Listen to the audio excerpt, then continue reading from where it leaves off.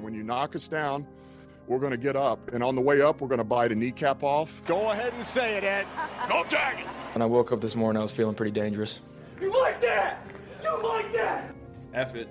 Jamar's down there somewhere. New Orleans Saints select Marcus Davenport. No! Splash Brothers. Yeah. It's playoff. Get going, Brace. The playoffs? Don't talk about playoffs. If it doesn't fit, you must acquit.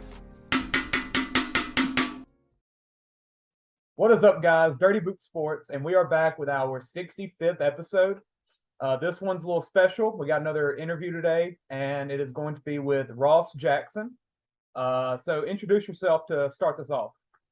Yeah, absolutely. So Ross Jackson here, host of the Locked On Saints podcast, also writer and contributor over at Saints Wire with USA Today, as well as CrescentCitySports.com here in the city of New Orleans. You can follow me on Twitter at Ross Jackson Nola, Nola.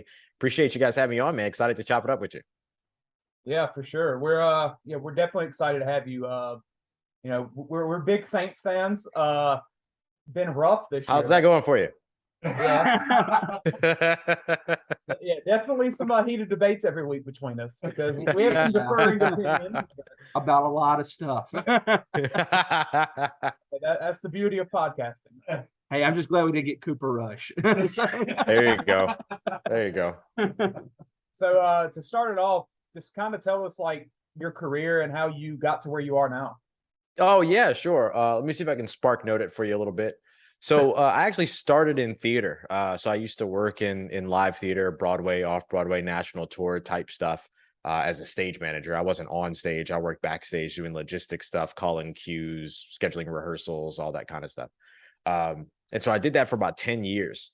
And the reason why I started doing that in the first place is because actually what I wanted to do was get into TV production and try to blend these two worlds. Because I used to play football when I was younger, but I had some health stuff that made it to where I couldn't do that anymore. But I've always loved sports, and particularly I've always loved the game of football. And so what I wanted to do was kind of transition from theater into television production, like a production assistant type position for like ESPN or, one of the big networks or something like that. Mm-hmm. That ain't happened. But I had a really, really fun and nice career in theater. It took me all over the country, in some cases across the world. So it was really cool stuff. But once I started to kind of figure out like, okay, I can actually kind of carve my own way out here, I started delving a little bit further into sports media, writing. Shout out to my homeboy, Tyler McClatchy, who started what used to be the All Saints Considered website, became Section 600, now defunct, but that's where I started writing, moved up through like SB Nation, eventually to USA Today, and here with Crescent City Sports. And as a part of All Saints Considered, I started podcasting, and I don't know, I just started doing a solo show. Like we had our group show, and then I started doing a solo show just to get more stuff up on the feed, basically. And I guess I did something right. And David Locke, who is the owner and president of and founder of the Locked On Podcast Network, called me up and was like, "Hey, do you want to do a daily show talking about this team?" I said, 30 minutes every day talking about the New Orleans Saints? Yeah, I do that like by myself anyway. So that's easy. I can do that any day. And so I started doing it. I'm about probably maybe 1,100 episodes in at this point, I think. Wow. And it's been awesome. And it's been a little bit of a rise, brought me back to the city of New Orleans, which is where I was born and raised. So I was grateful to be able to come back here and be able to do my work a little bit more seriously, like close to the team and stuff like that. Not that like credentialing and all that stuff is like uber important, but it's nice to have that sort of access and everything that I get to bring back to the podcast as a new layer and everything. And so that's how it all worked out, man. It's been a blast. Very fortunate. Yeah, it's a unique story for sure, because I doubt there's that many people in the sports media world that started with theater. But that's awesome. Right. Really. Hey, I'm a big theater guy, so shout out to that. Like I love really any type of. Hey, there you go. So yeah, hey, Dear Evan Hansen, we saw it on Broadway a few months ago. Yeah. Listen, I love that show. I did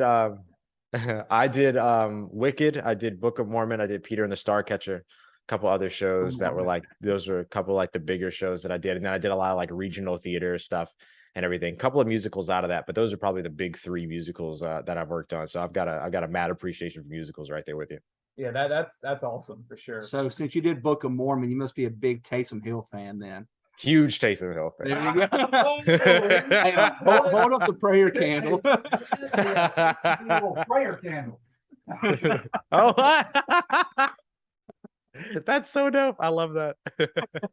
We are 0-1 since we have that. We're lighting it next Sunday. Yeah, it's too small a sample size to really draw a conclusion. You know what I mean? Look at the prayer candle. We'll batch you 70. Like, if, you'll get 700 out of it. You'll take that for sure. Yeah. All right, so Peyton, lead us with our Saints talk. Oh, I guess we could start with Thursday night. That was brutal to watch. It was rough. Where this is quote unquote a bye week, I guess you could call it now after a Thursday night game. What needs to change before the Raiders game? What would you think that we would need to? Is there any type of moves that we can make play calling on the offensive defensive side of the ball, or go on Taysom? I think Taysom needs to get more involved in offense. I know that sounds crazy, but I feel like we went away with him in the second half Thursday night. Mm-hmm. So he's probably one of our best playmakers we got. I mean, if Michael Thomas is never going to play again, I mean, crap, we might as well use Taysom Hill. Well, I think the two big things that you should look at possibly changing during this kind of mini bye before they get into this game against the Raiders are the involvement of Alvin Kamara and Taysom Hill. I think in general, the involvement, I guess I'm going to actually tell you three things. In general, the involvement of Taysom Hill, I agree, should be stepped up.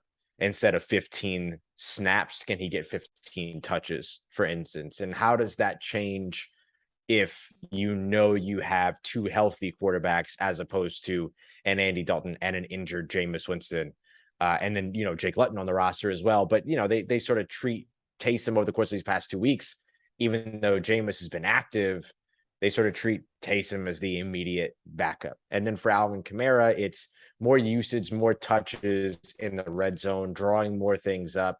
There's a lot of things that we haven't seen from Alvin Kamara this season that are kind of interesting to me. We don't see a lot of those option routes, those angle routes, those Texas routes out of the backfield, which the Saints used to utilize all the time with him. And I know obviously that was with Drew Brees, but we saw that with Alvin Kamara over and over and over again, all throughout in his early career. And those red zone touches are really important to those double-digit touchdown seasons that Alvin Kamara had. So I think maybe instead of throwing the screen pass to Taysom Hill on the outside, versus running Alvin Kamara right up the middle in the red zone, instead you're working the edges a little bit more. You're challenging the cornerbacks to seal the edge, as opposed to challenging the defensive linemen to do what it is that they do down in and down out and stop the run. So I think maybe that's one of the big things.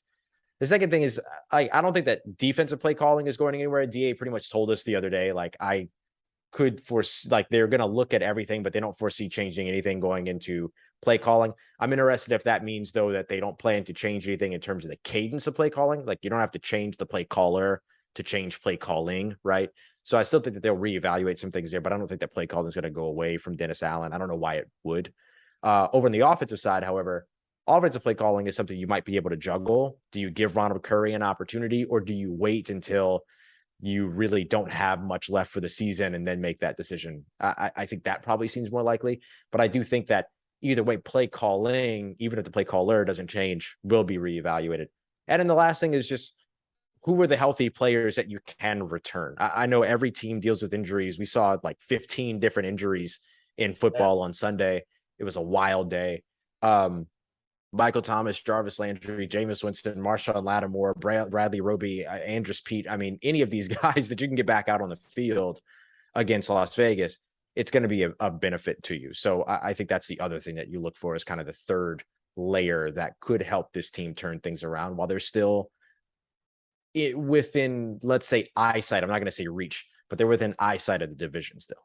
Well, is it Peyton being gone? When do we want Kamara to run between the tackles all the time? What happened to putting that receiver in the slot? I mean, that just went away. I think you used to have a different running back that could do that for you. And that was, a younger Mark Ingram in 2017, 2018. You had a Latavius Murray in 2019, 2020.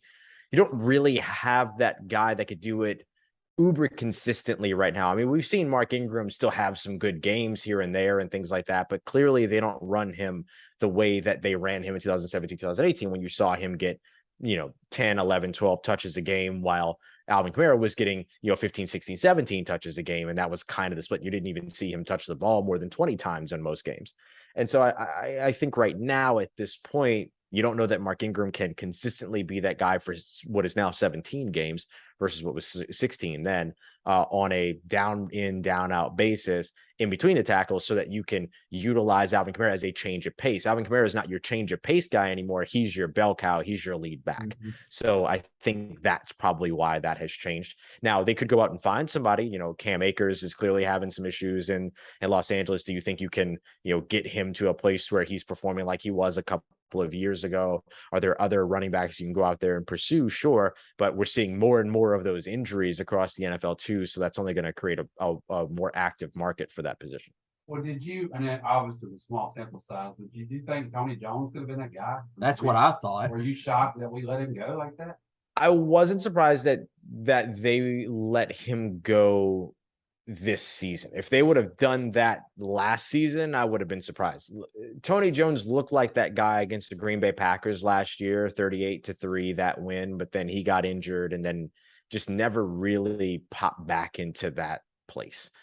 So, and then you look at, they brought in Abram Smith over the course of the offseason. They brought in, if I remember correctly, was it Rob Kelly around for a little while this season or something weird like that? There were a couple of veteran running backs that came throughout the building and the facility, which we see every year. But then they went out and got Latavius Murray, right? They've gone out now and grabbed Jordan Howard. And so pretty clearly the Saints didn't think that necessarily Tony Jones could be that guy.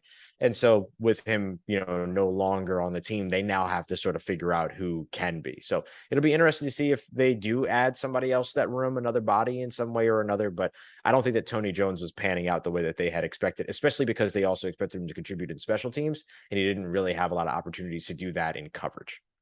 Is that why Washington's still there? Just because of the special teams? Well, I think that's a big part of it. I mean, that's probably the biggest part of what he brings you is that he is that special teamer for you. And that's still a way for players to make rosters. That's the kind of running back 3 position in New Orleans. It was under Peyton. It looks like it's going to continue to be that case under Allen as well. Speaking of Allen, is his seat getting hot at all, you think?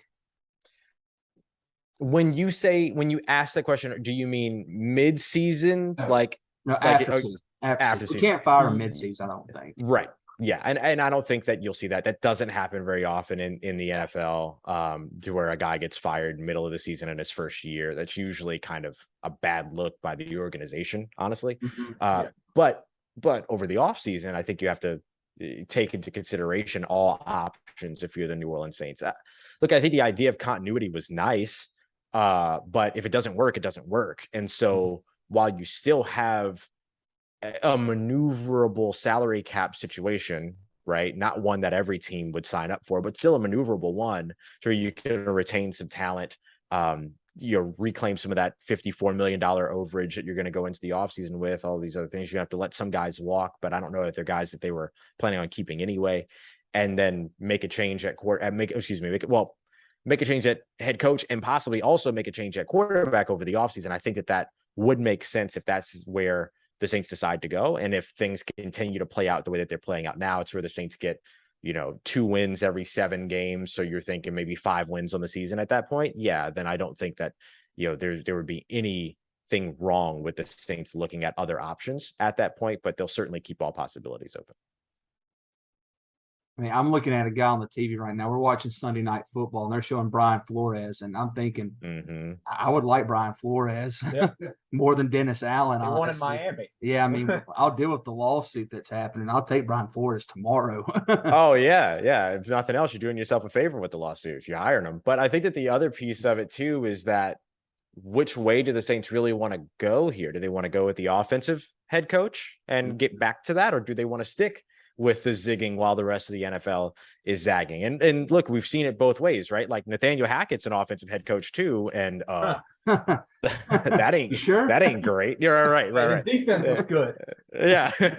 But, so I wouldn't blame them if they decided to stick with the defensive side of the ball. And Brian Flores would be a fantastic option there. They did interview him. I think, if I remember correctly, I think he's one of the guys that did like a 3-hour interview or something like that. He was with the Saints for quite a while when he interviewed with them. So I don't know if they're going to go offense or defense. I think going offense makes sense if you're trying to, if you're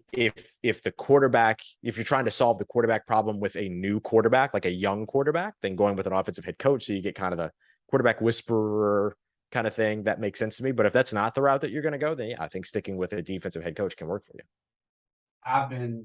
Every week I come back, we do this every Sunday night, and I'm like, I miss Sean Payton. God, I miss Sean Payton. And I almost feel like we kept it too much like Sean Payton's team. I feel like we need to make some significant changes on the coaching staff to get some new ideals fresh in there. It just feels too, I guess, stale on the sidelines, in my opinion. I don't feel like we have any really leaders that are stepping up, players-wise and then coaching-wise, too. I feel like I would love Pete Carmichael's been great for us for 17, 18 years now.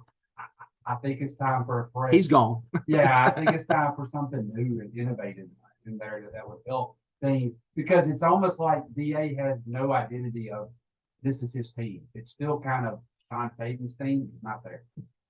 So this is an interesting point, and one that I've discussed a little bit about. If you're gonna be Sean Payton's team still, just be Sean Payton's team still, or change. You can't really walk this line in the middle of, we're going to keep the playbook, but we're going to put our own stamp on it or whatever, right? We have our own little twist that we'll put on it, whatever. Like, listen, one of the things that made Sean Payton the reason why Sean Payton is a Hall of Fame head coach is because of his ability to be able to innovate and change. He changed ahead of the 2011 season. We saw what happened. He changed the offense again before the 2017 season, 2018 season. And then because Drew Brees had the declining arm strength and all that. And then they marched to the playoffs, 4 years in a row, 5 years in a row. So those types of things are a part of what Sean Payton did, to where he changed sometimes nuances, but other times he made big changes where the offense stopped attacking downfield and continued to kind of like live in this like matriculation area of like death by paper cuts and everything. So part of what made Sean Payton so damn good for so long is because of his ability to innovate, his ability to adapt, and his ability to change. And he had a quarterback that did those things with him. You can't come into this situation, or let me not say you can't, but maybe part of what they're struggling with in this situation is that they haven't made big enough changes away from what Sean Payton's offense used to be to help it cater to what their situation and their roster looks like right now. They also built this offense for a roster that they haven't been able to put out on the field either. So I am sympathetic to that for the team, but even still, like, you don't get to use that excuse if you're also saying, well, it's a next man up mentality. You got to pick one, right? Either it's a next man up mentality and you've built a roster from 1 to 53 that can operate with your system, or you built the system to work with your starters and there's no next man up mentality. And I don't think any NFL team will tell you that there's no next man up mentality, right? Yeah, so one of the things that kind of stepped up and I took a step back and looked at it from a non-biased point of view for the first time, I guess, this year. I'm like, we're 2-5. We have a win now roster. We don't have a first round draft pick. We're getting old. Like, who's our cornerstones? Like, if you go for like 5 people, I don't know we have as high level cornerstone pieces as we think we do. Does it feel like that to y'all? No, I feel like we do. I think they're there. I think that I think the problem is that those cornerstones are there, but the cornerstones are struggling, right? Yeah. I mean, you think about the defense right now, right? Cam Jordan, Demario Davis, Marshawn Lattimore, who's not able to get out on the field right now. I think you can consider Tyrann Mathieu a cornerstone guy. I know he's a new addition, but he can still very much be that guy for you. Pete Werner is certainly one of those guys for your defense. Now he's grown into that role. And then, just to pick one on the interior too, like David Onyemata should be one of those guys as well. But pretty much everybody in that group, with the exception of Demario Davis and Pete Werner, like the middle of the defense is now all of a sudden the strongest part, because the secondary is struggling, giving up the explosive plays. The defensive line is struggling, not being able to put pressure on opposing quarterbacks, but also getting gashed in the run game. Like, the cornerstones are there, but when the cornerstones aren't able to perform the way that you expect the cornerstones to, then that's going to bring the rest of, that's going to kind of bring your, let's just say, your baseline down, right? But if those cornerstones are performing, then all of a sudden your baseline comes up. It's the rising tide raises all ships thing, right? And then over the offensive side, it's easy to pick up those cornerstones as well. Two of them haven't been able to get out on the field. A third one, depending upon how you feel about Jameis Winston, also hasn't been able to get out on the field. And then you have those other pieces like Alvin Kamara. Now Chris Olave, I think, is entering that conversation as well. Taysom Hill is a part of that for sure. But again, if anything there isn't being game planned to its highest potential or can't reach its highest potential, then the baseline stays low. So I think those cornerstone players are there, but the performance from them hasn't really met expectation, particularly over on the defensive side. Yeah, and I think what makes it so tough is that so many of these guys are, I would say they're on the back end of their career more than they're on the front end. You know, you still have the younger guys like Warner who are starting to come into their own, but when you've got guys like Jarvis and Tyron and Cam Jordan, Demario Davis, like, and honestly, Alvin Kamara. Yeah, in terms of running back, considering the short lifespan of running back, sure. Yeah, whenever you look at those guys and you're like, we're not winning right now, but we don't have the draft picks for the future. You're just in a really tough spot. It really is. We're no man's land. Yeah, there's a gap there, right? To where you have a lot of talent that's coming on, and then at the same time, you have some talent that's struggling to kind of like reach its potential. That's on the, like you said, the back end, the latter half of the career. And that's usually not the greatest. You would kind of want those younger guys to already be there while the older guys are starting to kind of say, okay, you know what I mean? And so like, I 100% hear you on that. Like, the roster construction of having the young talent and having the veteran experience is good, but the veteran players have to hold a certain level of production as the young players catch on. And right now there's like a little bit of a gap in between there for sure. Well, and that's part of our front office, which is good or bad. They're always wanting to add and try to win now mode. They're not really. We haven't taken a step back to rebuild in what, 15 years? Right. Since Drew and Sean have been there. Yeah. And so they're just wanting to keep moving on. But eventually you need to look for that future. Just reset. Just a little reset. Yeah, clear house and let's try again. I mean, like Michael Thomas.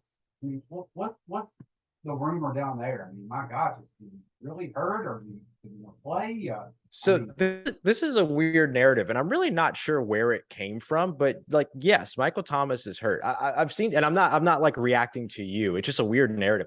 Like, I've seen some people that have kind of like questioned, like, oh, I've heard, and we know how that goes, but like, oh, I've heard that like Michael Thomas is this, that, and the other, and like doesn't want to play or anything. Like, no, Michael Thomas is hurt. Like, he's rehabbing to get back out on the field because he had a turf toe injury or a toe injury. I'm not actually sure if it's a turf toe injury, so I don't let me say too much. But you know, it's a toe injury that they kind of thought maybe could be a 4-week timetable, but might be able to be a 3-week timetable. So they didn't put him on injured reserve because there's not really a benefit to putting him on injured reserve. It doesn't really own you, it doesn't really give you anything to do that.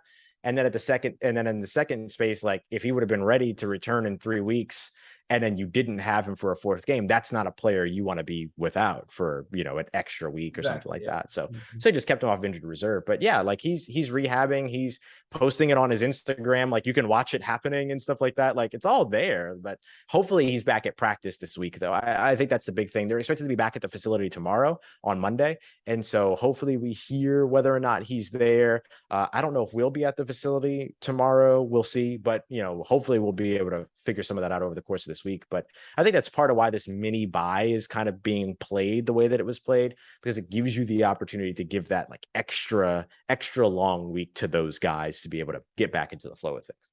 And I think a thing that they could have factored into it is that, we're not doing good, but neither is anyone in the division. Like, we can rehab Mike, let him get to his full potential. Same with other guys that are banged up. And yet we're still 1 game back or 2 games, whatever. Yeah. Like, Worst division. Just The, one game the off, Panthers yeah. can be Not the even Panthers close. can be in first place next week. Right. Yeah. it's crazy. PJ Walker. Yeah. What happened? Yeah, because like one of the things that one of the ways, the frameworks that I try to think about is that like if I was given the option to have Michael Thomas for the first 7 games or the last 7 games, Yeah. what's gonna potentially be more impactful? And I think in all accounts, considering like the playoff stretch and the stretch run, you guys get what I'm saying.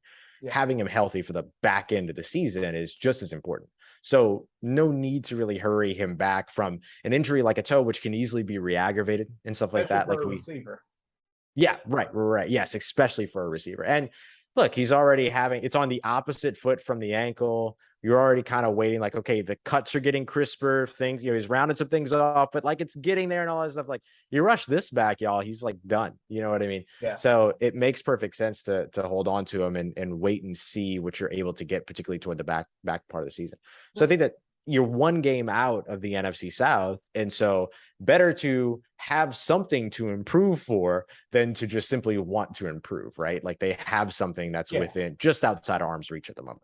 But I mean, he kind of goes back to what we were just talking about cornerstone pieces. Like, yeah, you can, I guess, say he's a cornerstone piece, but we actually never mentioned his name when we were talking about cornerstone pieces. But he's 30 or about to be 30 now. Like, is he not a good piece to maybe move on, get some of those draft back picks that we've traded away, and try to maybe have something to build with? You got that big contract that you don't really want on your books right now. I just feel like there's a contending team that would want him that don't care about the age or money because they're trying to win it now. We're obviously not at that point where we can win it all. Yeah, we might win the division, but what is that going to do? We're going to make the playoffs and maybe win a game. So in the NFC, yeah, maybe. Yeah, maybe in the NFC. But I feel like he's one of those guys you could trade away and you be okay with because, hey, we just traded a first round pick to trade up for a receiver this past draft. So we have our future at receiver. Sure. 38.5 million reasons not to trade him away. Is the one thing, right? That amount of dead cap. Because this is the interesting thing to where, like, when we talk about the idea of kind of rebuilding and things like that, like if the Saints were to pull the trigger right now to rebuild, you're talking about 10-15 years of recovery at this point. With where their salary cap situation is, the salary cap isn't a big deal if you have the assets to show for it, right? So you have Michael Thomas, you have Jarvis Landry, you have Tyrann Mathieu, so on and so forth. So it makes you say, okay, cool. So being $50 million over the salary cap going into next year is fine. But then when you trade away Michael Thomas, $38 million all of a sudden, or some portion of $38 million all of a sudden accelerates into that. And then you go from $54 million over the salary cap to $70 million over the salary cap. Then when you make a decision like trading away Michael Thomas, you're probably also making decisions of trading away other players, like let's say a Cam Jordan. Okay, that's another $20 million that ends up accelerating into next year's dead cap, right? So, or into next year's salary cap. So there's all of those like little intricacies that are the reasons why you don't necessarily do that. The other piece to it too is if you want to trade Michael Thomas, you can't really, what value does he have right now? That's no offense to Michael Thomas, but he hasn't been out on the field, right? So for the reasons that people are talking about wanting to trade him, that's probably the reason why you can't really get the maximum value in a trade for him right now anyway, right? And your trade deadline is in a week, next Tuesday. Yeah. So, at most you're going to see one more game from him if you wanted to create a market to trade him, which I don't think the New Orleans Saints do. I don't think the New Orleans Saints will. Now, I didn't think they were going to trade Jimmy Graham while he was flying a plane either, but hey, they did it, right? So like there's, we would never say never here, but yeah, the dead cap situation and all that really has a big effect on it. And I think most people that just watch don't really realize that. And there's a lot of cap, I guess, gymnastics that you have to go through. And I'm a big NBA guy, so I follow a lot of that, and I can understand it. And it's crazy, and you see it with the Saints converting people to signing bonuses every year and crap like that stuff. It's impossible to fully understand when you're not like fully in on the room. Yeah. And that's one of the reasons why Michael Thomas's contract is what it is, because he's one of those guys that was restructured this season so that they can make room to bring in some of these other guys to help get this push going. So, when he's got a $1.035 million base salary that looks really nice, but there's all of this other money that's committed, for the next 4 years, 3 years, however many void years they put on this contract. Yeah. So speaking of, trying to get this team jump started in the back half of the year, what do you think the quarterback situation is going to be? Interesting. Yeah. Really, really interesting to watch. It's interesting. Like I'm one of those people to where I'm one of the few people I think that doesn't really have a full, like, the Saints should do this, right? They should go with Jameis or they should go with Andy Dalton. I think that if you make the decision to roll with Andy Dalton, you're making a very loud decision about Jameis Winston, because you haven't really seen a healthy Jameis Winston since the fourth quarter of the Atlanta game. I don't know, though, that the Saints care about that, right? Like, that's something that I look at as an analyst, and I'm looking for narratives and all these other things to write about, talk about, stuff like that. So it's something I pay attention to. But for the Saints, it's like, okay, who's going to win us games? And that's their only question, and that's what they're trying to figure out. So they're going to have their own sort of evaluation that they'll need to figure out in terms of who is that guy, which of these guys is that guy, or do they do the weird, wild, wacky thing, and all of a sudden Taysom Hill's the starting quarterback out of nowhere? No, like, please don't do that. Let's not talk about that. No. That's certainly versus barring like more health concerns, which hopefully this finally slows down for the Saints eventually with these injuries. Taysom Hill is so valuable at doing everything else that kind of pigeonholing him to the quarterback position doesn't make a lot of sense, right? So when you have guys like Andy Dalton and Jameis Winston who can go out there and at least orchestrate an offense for you under most conditions, they do it. So you have to kind of project what these guys are going to look like for the rest of the season. Is the 3 interception game by Jameis Winston more likely to be consistent, or is the 3 interception game with the 2 pick sixes by Andy Dalton more likely to be more consistent? Or do you look at either one of those and say this injury, that injury, these players, the not having these players, whatever evaluation it is or pieces that the team is going to use? I think that what the team is going to mostly focus on are the things that you have to scout off of the film, right? How do they execute as a quarterback, not what pieces they have around them, not any previous understanding of either of these players, things like that. So it's going to be a tough decision, and it's one where I wouldn't blame them for going either way. I guess if I had my druthers, I would say, or if I was in that room, I would probably argue to at least see Jameis Winston healthy again, because you built this offense for him, you built this personnel for him.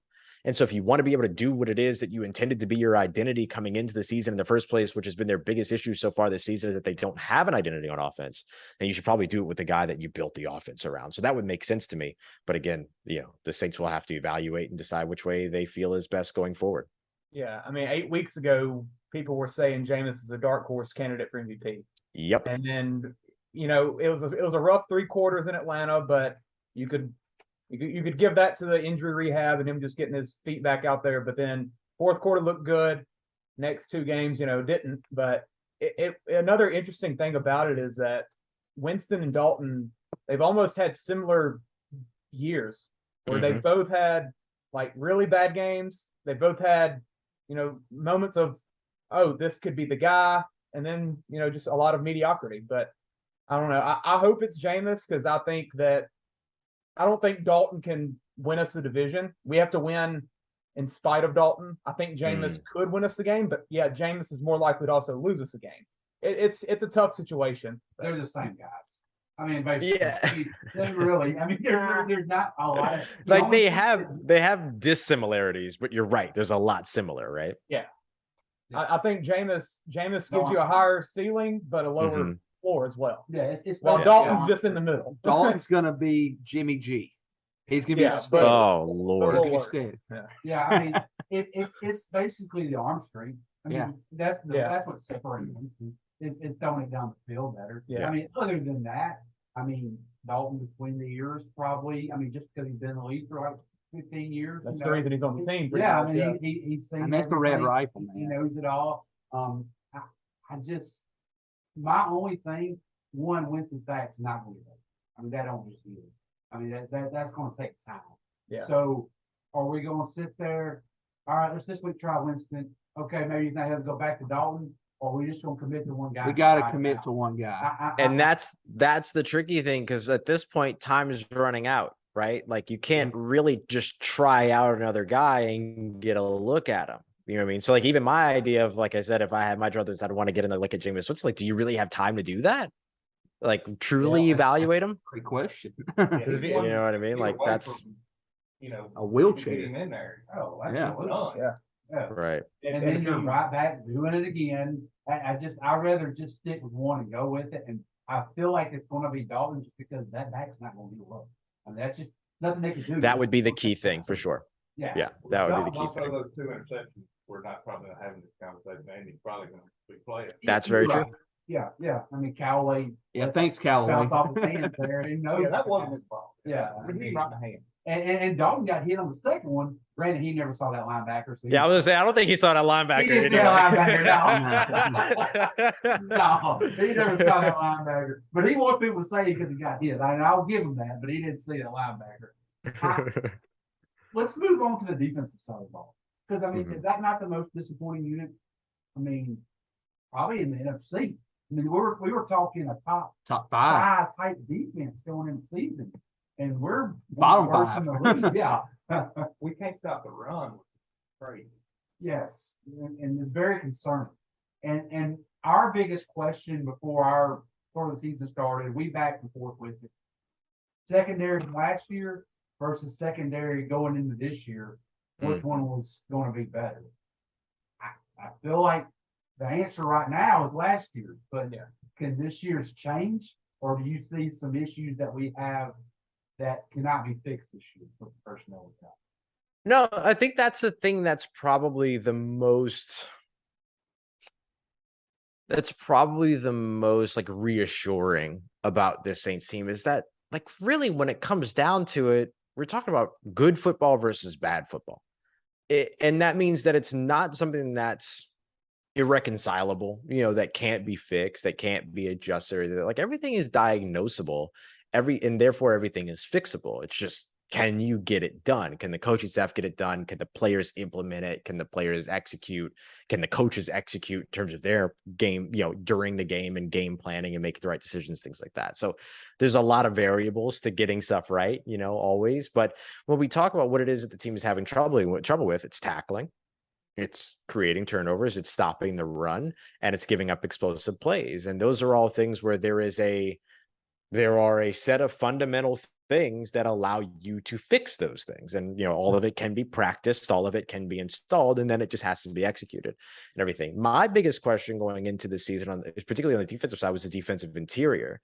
And I was surprised at how little the Saints invested there, especially with this draft class that had really, really good pieces that you could find there. And there were some in free agency as well. And so I thought that was probably the biggest thing. And we're seeing it. I mean, the holes that were opening up against the Arizona Cardinals with a third string running back, inexcusable. You know what I mean? So when you have no corner, like when you're missing your number one corner on one side, you're missing last year's number two corner on the other side, then eventually you end up missing your slot cornerback, you're devastated right now in terms of your secondary. But then you're giving up 40+ yard runs to the third string running back. Like, not a good recipe. Like, no one wants that gumbo. Like, that's not good. And so I think that's it's the combination of the defensive line struggling and the secondary struggling that's hard to combat, but you have to be able to fix those things. And again, they're diagnosable, therefore they're fixable, but can they execute it? Because I was a big Marcus Williams fan. Obviously, we couldn't afford that contract that he got, and more power to him for getting it. Yeah, I feel like that's the big loss in my opinion. Yeah, I feel like he's been the one that we didn't realize how good we had it back there until he's gone. Yeah, and I do hate that the secondary hasn't really played together a lot. I mean, Marcus May was suspended the first of the year when we were all healthy, and then Adebo's been hurt. Oh, he was just injured. His suspension is still up in the air. Oh, I thought he was suspended. No, he had been suspended. His court cases are still open, and now he has a new one. Remember, we said, Roger's going to screw us somehow with that. Remember? That's right. I remember that. Yeah. But I feel like that's hurt, but also it does help when you have some pass rushing defensive ends. That also can make the secondary look a lot better too. Shout out Davenport. Or Pete. For sure. Pete Turner there. Where's Lamar? Yeah. There's that symbiotic relationship that has to take place between pass rush and coverage when it comes to limiting a run game. And if you can't get one, then the other struggles, right? So if you're not able to cover someone off the line of scrimmage, or you're not able to disrupt timing for what the offense wants to do, and they're going to get the ball up before the pass rush gets there. If the pass rush can't get there, then you can't cover for 6-7 seconds all the time. And that's going to be, it's going to be a struggle. I will say that with Marcus May in the game, they have eliminated the explosive plays through the air, right? They haven't allowed a 20+ yard catch through the air over the course of the past 2 games. They only allowed 2 catches more than 10 yards through the air from the line of scrimmage against Joe Burrow and the Cincinnati Bengals.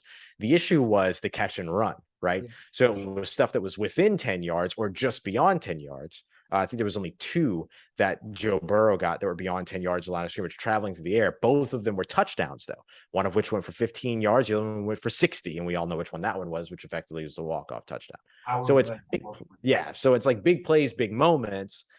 But it's catch and run, lack of tackling that has caused those big things, not necessarily when Marcus May is in the game, not necessarily the big, passes downfield like we saw from Seattle, for instance.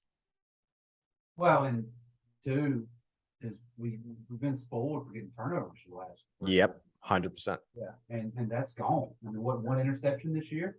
And yep. So, that was in London. In America. Yeah, it wasn't even in America. So it doesn't even count. If you sit there and watch CD Dukes have 2 in 1 game, it's like, God, that would have been nice, but that's when the season is broken right now. He left. Sad day that was. But I we're not getting turnovers, and then we're making all the turnovers. I mean, that's basically the season. That's football. Right there. I mean, that's football. Yeah. Exactly. I mean, you cannot win, especially when we're already kind of behind the 8 ball anyway with the quarterback situation we got right now. Like, you're counting on the defense to bail you out, and we haven't been able to do it. With the quarterback play that we're supposed to be getting, especially from Dalton, you're wanting them to step in and win the turnover battle and hopefully win a low scoring game, Yep. But that's not what we've been able to get this year. No, and it's frustrating. It really is, especially with the hype we had for this defense going in. Like, we really thought, you would think at worst we're going to win 8 games because of our defense is going to be so good. Like, you felt like it was going to just take us to, and you hear Cam Jordan say that. He's like, this is our time to finally let the defense lead this organization. And it's just like, it hasn't been there. And it's right. like, and I guess it helps a lot of it, but also too, I'm the fan of you're Dennis Allen. You're a great defense. That's what I was about to talk about too. Yeah. Why not just be a defense coordinator? Like, don't worry about the head coach crap. I mean, ask Dan Quinn how's that working out for him. I think Dan Quinn's enjoying being a defense coordinator right now. Yeah, he's having a good time over there. And I almost wish DA could have stuck that, being a defense coordinator, and we wouldn't got the coach from outside. But that's just my. And maybe he wanted to see what he could do at a spot that wasn't the Raiders. The Raiders, yeah. Which back then the Raiders weren't anything. So. Yeah, look, you can't blame the guy for taking, a head coaching position. There's only 32 of them in the entire world. And so when you get an opportunity to step into that, and of course he was also getting looks at other, organizations too. Remember this. Yeah. Saints were, I think, one of 2 teams that he interviewed with. And I only say for a couple of years too, right?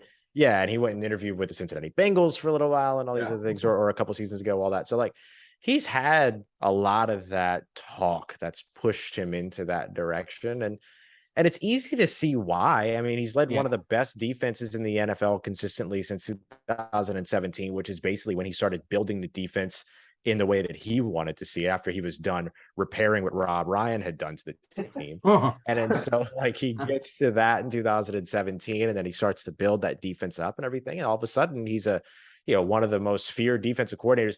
Then he, the head coach gets COVID. He goes out there, takes the team on a road trip to Tampa Bay, shuts them out, and wins a rugby match 9-0. You know what I mean? And so like that's on national television on Sunday Night Football, right? So like Yeah, so there's like those things that were like, it was clear that he was gonna get an opportunity somewhere. I think New Orleans just wanted that opportunity to be there because they've invested in him since what, 2011, 2010? Yeah, he absolutely did. And he did, and I'm not saying. I mean, he seems like a good guy too. Like, I mean, he just seems The locker room molded him and everything. Yeah, I mean, the locker room. Yeah, he's a good dude. Yeah, he seems like a good dude. I just, it's a. I mean, and he did that Tampa Bay game. He led him to that 1 week's different than versus the whole year and having all. Because I mean, is he calling all the defensive plays? Is Ryan Nielsen helping any on that, or is he pretty much? He calls the defensive plays on all cases, but Ryan Nielsen and Chris Richard definitely have their moments where they contribute to it. Like Chris Richard is, it hasn't been great over the past couple of games, but the early portion of the season, you saw it. He is usually kind of like a red zone specialist and everything, particularly with the secondary, in terms of how he does that. It's one of the reasons why their red zone defense was so good last year. But again, these are things where like Chris Richard and Ryan Nielsen had effectively the same kind of contributions to the defense and defensive play calling last year as they had this year. Not a lot has changed there. That's one of the reasons why it's so shocking that the defense is as kind of wildly different than the expectation. Like the defense is majority the same. Obviously, you had two big changes at safety, right? But you replace them with pretty good options. Yeah. And then, you add the head coaching responsibilities to Dennis Allen. And then maybe the co-defensive coordinator thing isn't working out. And that might be, maybe that's one of those changes that happens over the offseason, that they go back to a single coordinator. Look, if Sean's coaching somewhere next season, he's probably poaching Ryan Nielsen anyway, if not more. And so like, there's going to be things that are going to change on the New Orleans Saints coaching staff by virtue of who Sean Payton takes with him. Yeah, that's just kind of the truth. Yeah. Oh, yeah. 100. Like that's my call. That's 100% mine. And I'm all on the train too after today. Yeah, man. Like, and today, like that, they just, what is it when you have the option to buy like one raffle ticket for $5 or you can get 5 for 20? Well, Los Angeles just punched the 5 for 20 situation. And everything. Like that's a wild team over there. And they got the young quarterback. They have a good defense. You've got Lombardi there. You got Nugent there. Will Clapp's there. Come on. Easy. On center. How do you say no? Taysom Hill with it, Oh yeah, he can have them. Let him have them. Get that contract. Possible. I mean, y'all saw he already started joking about that, huh? Yeah. Is there tampering in the NFL like there is the NBA? Like, can we retroact that after he gets hired? I think maybe if he was with the team right now, it would be trouble. But right now, Sean's living a life of like no bars right now. Like he is like there's no restraints, there's nothing like that. He gets to just live his life. It's pretty cool to see. Hey, one thing on Sean though, because I've been saying the Chargers how long, guys? Before the season. On the Chargers forever. The dark horse team, in my opinion, that he might go to the New Orleans Saints. I wouldn't be surprised if he did completely rule it out. I mean, I think I know we were rumored for a while. He wants to let Russ cook, man. And I could see him and Russ. Russ cooking SpaghettiOs right now, okay?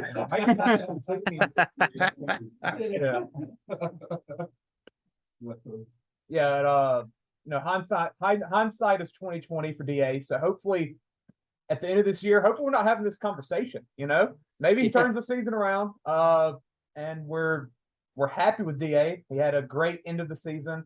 I think Sunday's game is a lot more interesting than we thought, but for different reasons. Coming into the year, Saints Raiders are two teams that people honestly expected to be like shoe-ins for the playoffs. Yep. Now they're both 2-win teams, pretty much in must-win territory. I think both of these teams can be teams that go on a run and make the playoffs. I wouldn't be shocked if it's both of us, but whoever loses Sunday definitely takes a step back. So what's your, prediction for the Saints rest of the year? What do you think happens?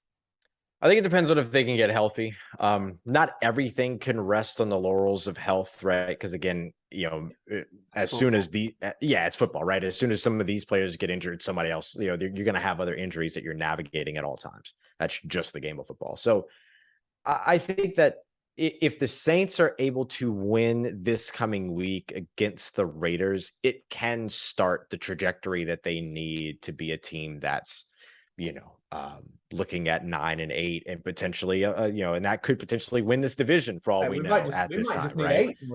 Right, yeah, for real. Like this is easily the craziest. Maybe this shapes up to be one of the closest 4-team NFC South races we've seen in the NFC South, because usually there's always the one outlier that's at the bottom of the division, right? And so, the sad thing is two of the teams are tanking, and 2 of them are supposed to be winning the Super Bowl.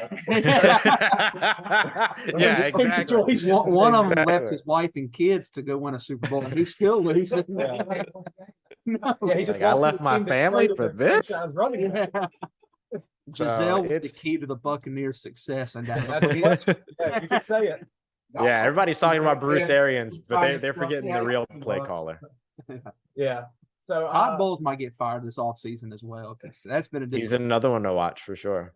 Yeah, the whole NFC South might have new head coaches. Arthur Blank won't. I'm gonna go through right quick. Arthur Smith. Sean Payton gets picked up by the Chargers. What is our compensation back for that? Let me look and see what they have real quick. Because I think that like the interesting thing is going to be kind of where they finish up in terms of what their just where their draft pick lands.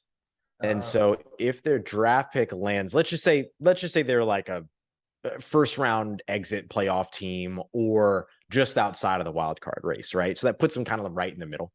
Yeah. They right now have a round 1, 2, 3, 4, 5. Okay, so they just got all their picks. What a boring team. They just have all their picks. Like who just has a pick around? No one does that. What losers. Nerds. Right. So I would wager to guess that they're just as boring in 2024 and they have 1 pick per round. So I would probably say that like if their pick is projected to be somewhere in the, let's say around 21, that's where the Gruden pick was, right? The 1 pick that they knew, the Tampa Bay knew they were trading in the first round was 21. So that would mean that it was around 55 for the second round or something like that. So if that's the case, then I could see you still getting a 2 first, 2 second, right? One each in 2023, 2024. And then we'll see if maybe there's some like contract buyout type situation.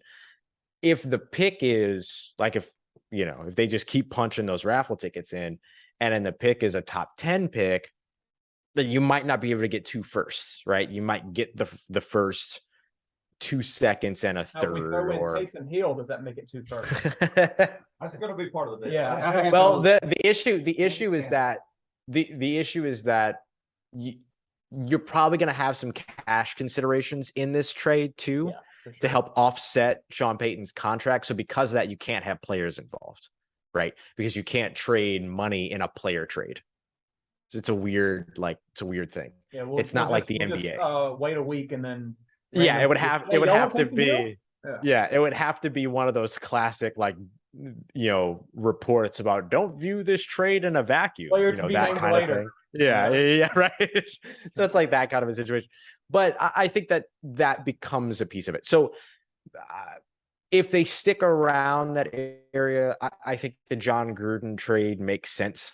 If nothing else, a first 2 seconds and maybe another draft pick somewhere also makes sense, right? Like as long as you get a first in 2023, you can make the rest justifiable depending upon where that first round selection is.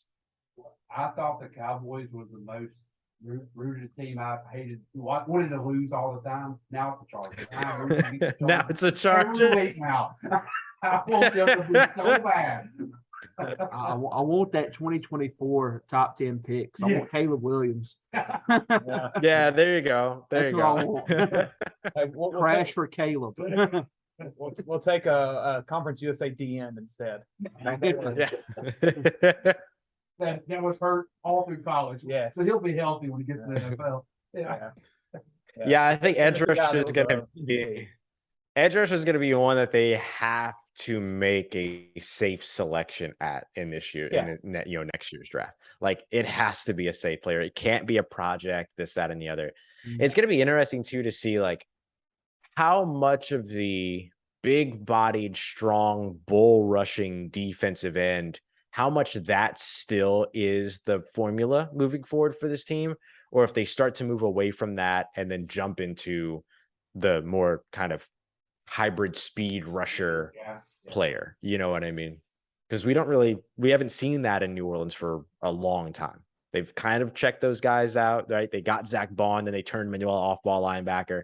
Yeah. They got Noah Spence, but Noah Spence never really came to fruition, was dealing with injuries and stuff like that. Unfortunately, tore his Achilles, training to get started in that training camp. So never really got off the ground in that way. And Taco Charlton's just sitting on the practice squad. So we haven't really seen what a speed edge rusher model looks like for the New Orleans Saints. It'll be interesting to see if that prototype changes next year. Earl Perkins in a couple years would be nice. Oh, I think he can fit that role. Not mad at that. He might have to transfer first though. He might have to transfer. Amen. Yeah. Well, I think that's it for us. This is an awesome time. A lot of Saints talk that was really great. We could do this all day. Yeah, we could do the 30 minutes. Easily. You guys are awesome, man. I got one quick. This is such a blast. Yeah, go ahead. So great. How excited are they in New Orleans about these Pelicans? Oh, very. Yeah. Especially I see the Pelicans flag in there. I was really excited to see it. That's actually what part of what I've been doing tonight is like watching the home opener and everything. Hey, did we come back? Overtime. We came back? Yeah, you because I turned it off. We rallied. Let's go. See, that's what I do too. Me too. I'm the same way. Like I was joking around with Antonio Daniels one time last year, and I was like, I'm not watching you tonight. Because every time I watch, y'all lose. And he was like, cool, stay away. He was like, stay away. Do us all a favor. Yeah. I love him. Yeah. AD. I love him. He's so good. He's the dude. Yeah. And he's a genuinely good person. Like genuinely good person. He is he's so awesome. good on that broadcast, man. Well, at least if the Saints have a bad year, we got the Pelicans. And that's one of the reasons why everyone is so excited about the Pelicans right now. That's right. Well, yeah, we appreciate it. So I think that's it. Yeah. Awesome, guys. I appreciate it. Thanks so much for having me on, man. This was an absolute blast. Anytime you guys have a space open, you want me to come through, if I'm available, I got you. This was a blast. Absolutely. Appreciate it, man. We'll take you up on that after we make a run to the Super Bowl. There you go. There you go. All right. All right, man. Do that. Put that right back at you, man. I appreciate y'all. So shout out to Ross Jackson there. Awesome interview. One of my favorites that we've done, honestly. Yeah, it was fun back and forth and everything. And I don't know, it just flowed well. Had a great time talking. It didn't feel like an hour. And sorry, Ross, because when I was messaging back and forth trying to make this happen, I was like, man, he asked me, so how long? And I was like, probably around 30 minutes, which knowing good and well, our 30 minutes are always never really 30 minutes. Never. And especially about the Saints. And an hour later, Clay's texting in the group message like, we might want to try to kill it. You know? Because I didn't even realize we were like 45 minutes in when you sent that message. Yeah, I did. You know? And I was like, let's just one or two more questions. I think we did like 4. We did 4. Yeah. That was fun though, man. Yeah. And hey, that was real informative too. Definitely. Learn some things that we didn't know. He gave us the New Orleans perspective. That's right. Know? Yeah, that's exactly right. And heck of a career path for him. That's awesome. Crazy, isn't it? Yeah. Working in theater and everything and wanting to do that. And then, the love of sports just found its way to. Always finds its way sometimes. That's awesome. Doesn't it? And to see that how he could use a background in theater to get a job into sports, that's just that's crazy. And to kind of what he wanted to do the behind the scenes ESPN stuff and stuff like that, and to follow what he did. I mean, that's cool, man. And I give him. I mean, go listen to him, guys. He's on Locked On Saints. Easy to listen to. It's easy to listen. He's real easy to listen to, and it's about 30 to 40 minutes every day. It's a good throw on the car when you're going to work. The best job on earth. Oh, ain't no doubt, man. Absolutely. The crazy thing is being able to contain it for only 30 minutes a day. That'd be hard.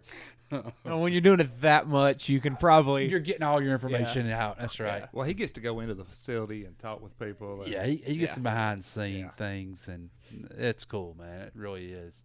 Yeah, And so that was awesome. we but definitely this episode, we're gonna get into some NFL. What is this, week 7? Week 7. Week 7 talk. Weird week.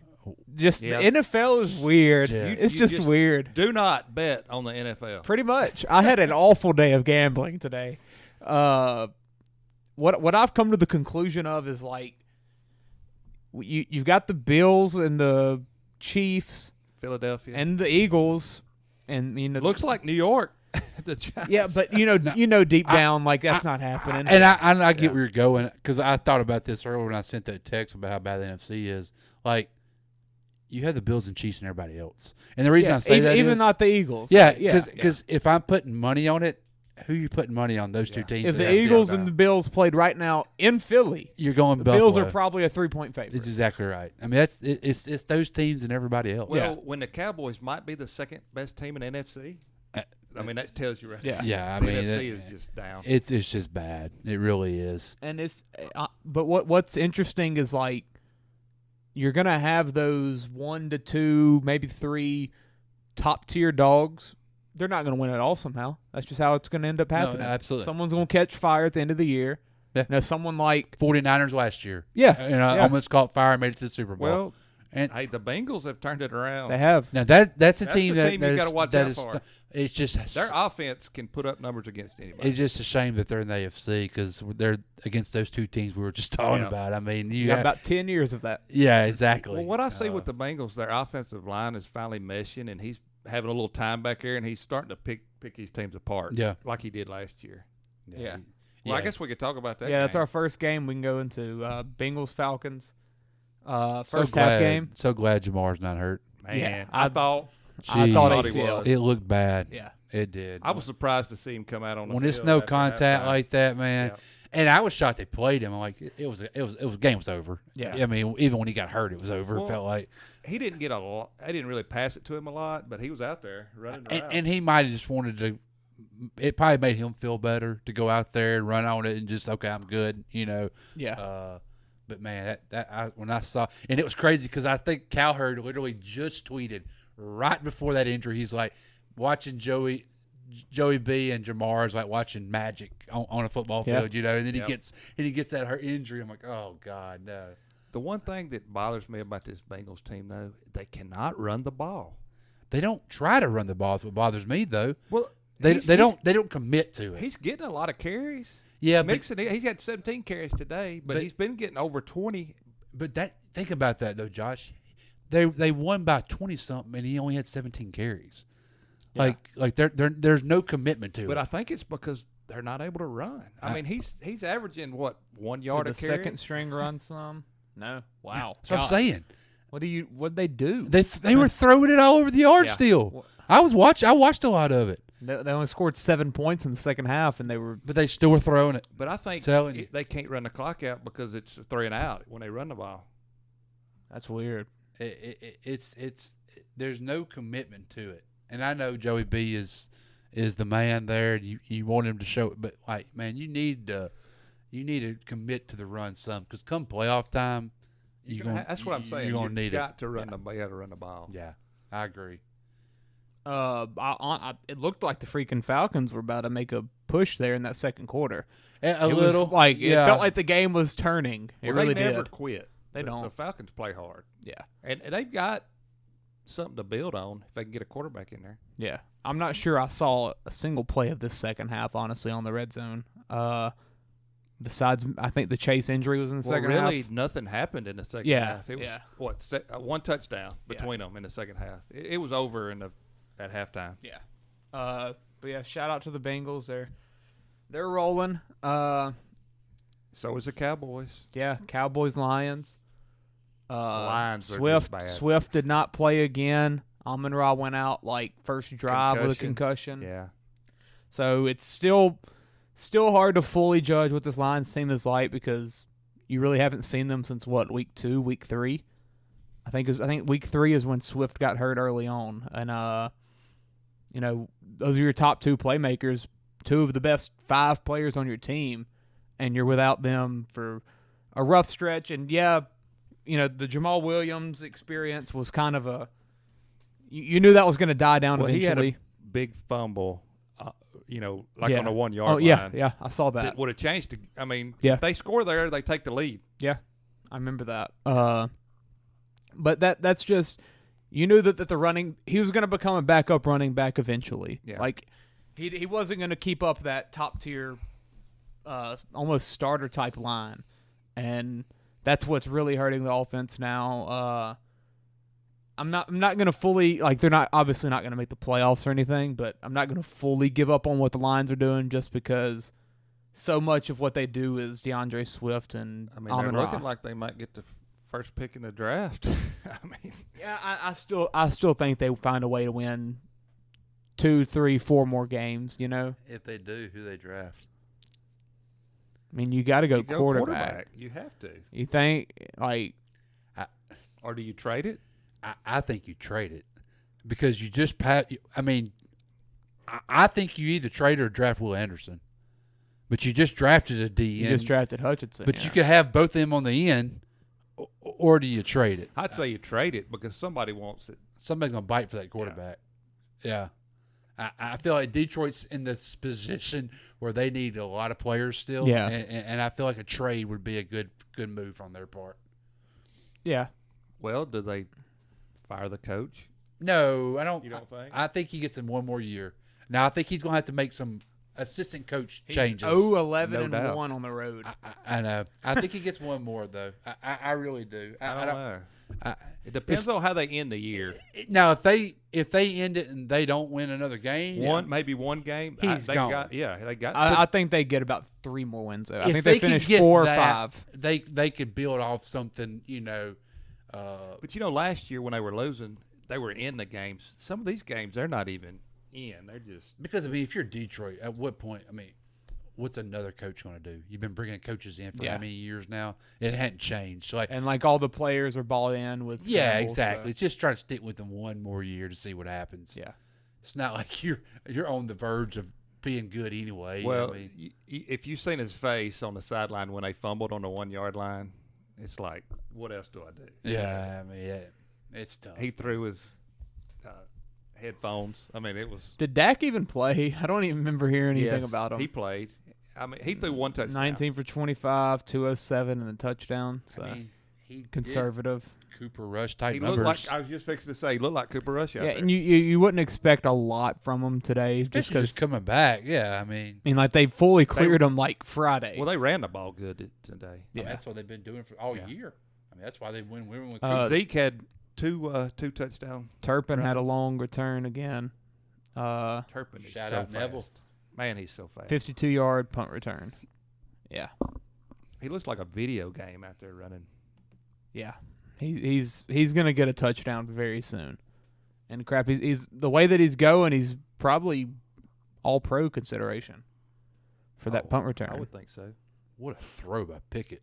How about them Titans? Colts suck. Colts suck. They suck so bad. That division sucks. Titans they're solid. They're what they've been the past 2 or 3 years. They're 4-2 now. I mean, and they have a 4-game win streak. Yeah, because they lost week 1 to the Giants, which doesn't look like an awful loss anymore. Did Tannehill come back in? Yeah, he did. Okay, I didn't see much. Well, Matt Ryan threw a pick six, right off the bat. Yeah, he gave him one straight. Their 2 losses this year to the 5-1 Giants, right, or 6-1, 6-1 Giants, and the Bills are 5-1. Yes. Yeah. With the bye this week. That's their 2 losses. I mean, their wins are against lower ranked teams, but hey, that's what you got to do. You got to do. You got to beat them. We can't even do that. I mean, and Henry's starting to look like Henry. Yeah. 30 carries, 128 yards. He didn't have a touchdown though. No, he did not. I had a lot of bets involving him having a touchdown. So that didn't go well. The Colts they're not good. Not good. Jonathan Taylor still really is nothing. Man, Another pick. Oh, that was a pick. Come on. He got both feet in. But yeah, 19-10 game for them.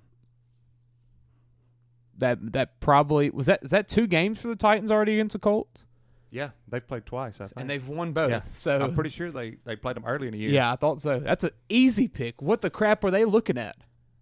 Hey, while we're watching this, I didn't know this, and I don't know if this is a college rule or an NFL rule. I think it's a college He rule. couldn't have got 2 feet in any more than he did right yeah, there. There's no doubt That's easy. That's a pick. Oh, did he control the ball? Huh. Looked like he What were you had it saying, to me. Peyton? During the LSU game, Neighbors got thrown to Daniels threw it to Neighbors in the back of the end zone. Okay, so he's on the back of the end zone. He's facing Daniels. Okay, he catches the ball. He gets his foot straight down to try to toe tap it in. Yeah. He didn't. He got pushed. He got pushed out. Yeah. Hit on the bounce. Hit the white line. If he would have got his foot in, it would not have been a touchdown. From that angle point, you have to have your heel down. If he was facing the out of bounds on the back of the end zone, you can toe tap it. What the crap? I did not know this either. Know that either. So they're watching the replay. They're going side to side. They're doing it, looking at it. And then one of the announcers, as a matter of fact, it might have been actually the referee on the call, come in and said, to be honest with you, it wouldn't have mattered if he would have got his toe in, because he would have had to have his heel in because he was facing that direction. So which way was he facing So again? he runs to the back of the end zone and then runs like toward the goalpost. Okay. So he like an turns, in or an out? Or, yeah. Yeah. He turns and faces down the field toward Daniels that's throwing the ball. So his back is at the out of bounds line. So when he's coming down, he puts his foot straight up trying to tap his toe in, and he gets shoved so he didn't get his toe in. But it wouldn't have mattered because he would have had to have his heel down from that angle. If he would have been facing the out of bounds and looking back, his toe would have counted in. Did not know that. That's I've watched a lot of football, and that's weird. I'd never heard that before. The Astros just took the lead again. Yeah, I did not know that rule at all. Yeah, that's it for the Titans game. How about them Commanders? Taylor Heineke Or more. back at the helm. How bad the Packers are. Yeah. Only 2 offensive touchdowns. One was late in the game. The defense had like a pick 6 type thing. I'm not sure if they considered it a pick or a fumble. It was in like an in-betweener. Yeah. Commanders, though, they just controlled the game, honestly. Taylor Heineke, he's a fan favorite, team favorite type guy. Just a guy that comes in and can win you a game. And him and McLaurin have a little connection. Yep. Yeah, like I heard an interview earlier in the week on I don't know where it was. Cowherd might have interviewed him, or Cowherd played the clip at least, and he was like, Scary Terry was just talking about how excited he was for Heineke to be back at quarterback, and that right there was like all I needed to hear for me to pick the Commanders to win this game, because whenever your star receiver's that excited about the new quarterback change, you just feel like something's going to happen. And those are the type of games, we'll get into it later, like the Broncos game. I thought the Broncos were going to win, just because whenever you get that backup quarterback in, it kind of just gives the team a burst of energy where they play a little bit harder just for that guy that everyone kind of loves. But hey, and they're still in the playoff hunt. Absolutely. In the NFC. 3 and 4. You get that 7 seed easily. They're probably in it right now. Yeah. Oh, yeah. Well, they're actually probably a 6 seed right now. Yeah. I mean, I'm trying to think. The Giants, the Cowboys, the Eagles, which that takes 2 wild card top spot. 3, yeah. And then the Rams. Trying to get this to pull up. Yeah, pull it up right quick, because Seattle. Whoa. Oh, my God, all the tiebreakers. Oh, we forgot about Minnesota. They was on bye this week. Well, 7 through 11 are 3 and 4. Seattle's up there at 4 and 3, baby. The NFL East just being dominant is what affects this, because 5 and 6 are 6 and 1 and 5 and 2 wild cards. Atlanta's ahead of Green Bay. Yeah. Seattle Saints. up there, baby. 4-3. Keep going down. How far are the Saints down there? We're at the very bottom. Chicago Literally. and us. Oh, Hey, Detroit's behind us. Detroit, baby. Wow. Wow. That's our two teams right there. We're in the guys. freaking Chicago and Carolina Our category. two teams, New Orleans and Detroit, are the last two. And My God. Jeez. That's we're crazy. behind Chicago Bears. That's just horrible. Jesus. The crazy thing is, like, if Carolina beats, who is it they have to play? It's someone bad. Atlanta, maybe? Yeah, they play Atlanta. If Carolina beats Atlanta They're leading the division. and Tampa loses to Baltimore, Which is good chance. probably probable. Yeah. Carolina's first in the division. 2 weeks after they trade Christian McCaffrey. It's crazy. Now look and fire their coach. Yeah. How bad is the And NFC kicked South? off a receiver in the middle of the game and traded him the next They day. got rid of him. They turned it around when they got rid of Baker. When he got hurt. Speaking of first picks in the draft, I'm pretty sure Houston's gonna get the first overall pick. They Uh, might not win a game. They were close today. They stayed They've in been it. close They all stayed year. in it. They'll win a game. Lovie Smith can't win close games. He just bless his heart. Hey, he He's beat gonna the fight. Jags. Yeah. They did win a game. Yeah. Yeah, they'll play the Jags one more time, get 2 wins, and Tough play. What's up next? Let's see. Seattle, number 3. That's crazy. Yeah, that's just. I don't think anyone could have expected that. Oh, no, after that first game of the year, though, Yeah, they played hard. but okay. DK went out. I hadn't Yeah. heard any more of that injury. Oh, really? So He many got carted people, off. So many people got Oh, hurt. got carted off? Yeah. Yeah, this was a bad week for injuries. Panthers Bucks. Are the Bucks this bad? Brady left his family for this. That's right. Brady threw 49 passes and they scored 3 points. They scored the 3 really late too, didn't Yeah, they? the fourth quarter. It was irrelevant. Yeah. And why are you even kicking a field goal at that point? So you won't get skunked, I guess. I mean, I don't know. I mean, Tom what's- told him. Tom couldn't be shut out. Let's see when that was. Was Bruce Arians that good of a head coach? 13-38. Oh, so it might. You might could have found your way to win Because that. Carolina scored 2, so They looks it'd like they have been responded 14. the next drive. Yeah, okay. Yeah. So yeah, that could have been. That's not a bad kick Yeah. there. Yeah. What happened to Tampa Bay defense? They let Carolina score 21 points on them. Man, though, really though, in the NFL, if you, I'll keep saying this, if you hold a team around Today's 20 NFL, points, yeah. that's good defense. Yeah, with the especially Walker? especially when your quarterback's throwing 50 times, you know that defense was on the field a lot. What Like, I thought mean, was they were crazy, 3 and outs. I'm sure. I mean, I didn't watch any of this, but I couldn't even make myself watch. They get any rid of that. McCaffrey and they ran the ball like crazy. I mean, Yeah. Foreman had a big run. That Big- was a lot of his yards, but Yeah. they still ran it pretty both well running overall. backs look good running the ball. Yeah. What was the time of possession in this game?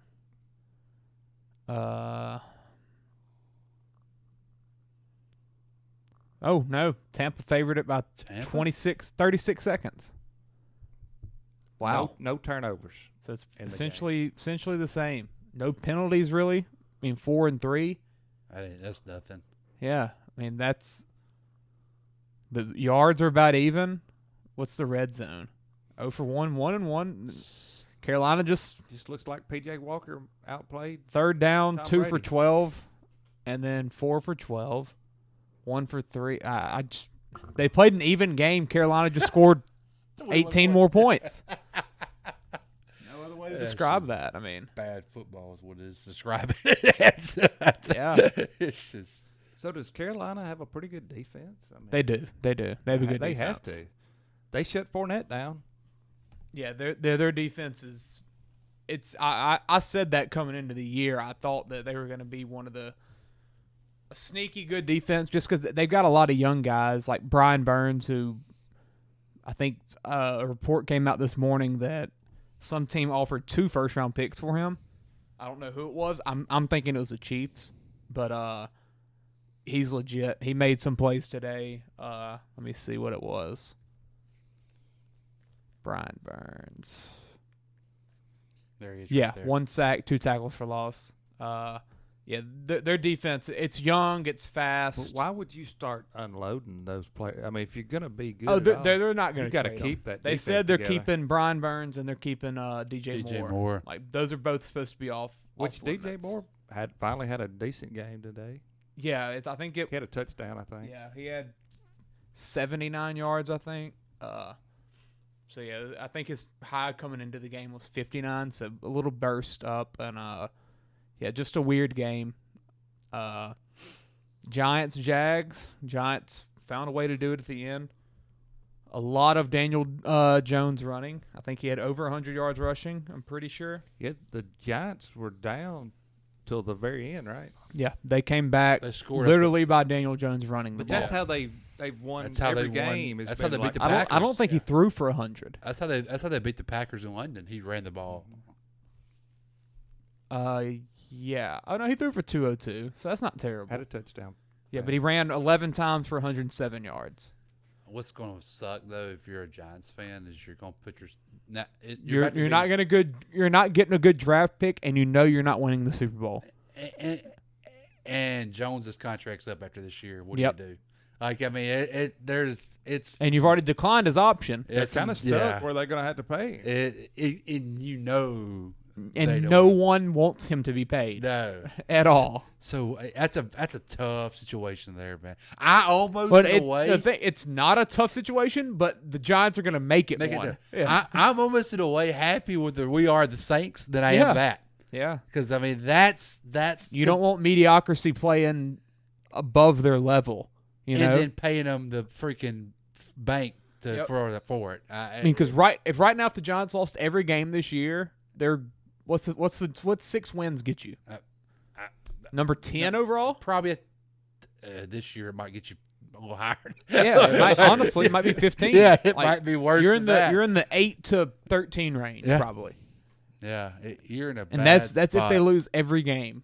They're probably going to finish with like 8 wins or so, sneaking into the playoffs. They're an 8-9 type, probably going to finish. I agree with that. And that means they go 2-7 to end the year. Yeah, and they might. That seems wrong, honestly. Yeah, it seems. The Giants might win 10 games. Golly, I just don't know what you do. That's a tough ask there, man. Yeah, because you look and you're like, I've got a quarterback that just led us to the playoffs. You can determine how much he actually led them, but he's at the quarterback position while they win. That's the thing. The probably best thing they got going for them is it's not like they're going to have competition with the contract deal. Yeah, they're not going to have a lot of suitors coming after him, so they could probably a quarterback needy team isn't going to call up and say, "Hey, that's a shot." No, nope, way too low. Wow. They're going to be like a team like Atlanta last year when they went and got Mariota. Yeah. That would be someone that would maybe sneak in and be like a team that's just wanting a bridge quarterback. Mm-hmm. And that's what Daniel Jones is right now for the Giants. Yes. But you're not going to see a team like Seattle. No. Where a team that's or Detroit that's looking for a franchise quarterback, they're not going to take that shot on him. No, absolutely not. That doesn't happen in the NFL. No. In the NFL, you finish your rookie contract and get paid the big bucks to stay with your team, or you get declined and you become a journeyman. Mm-hmm. And he's already been declined. Journeyman's the next step. Let's be honest, he has that journeyman quality about him. Absolutely. I mean, heck, when you can come in and rush for 100 yards, I mean, that gives you a little more value. Look at Mariota. Why has he been still bouncing around in the league? Because he has those legs. He can beat Tyrod Taylor. Yeah.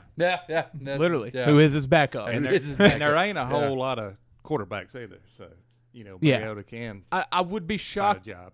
I would be shocked if he's not the starter next year in New York. Here I can. Well, who else you gonna? Yeah. Here where he'd be a good spot for him. 49ers. Yeah. Be a good backup for Trey Lance. Yeah.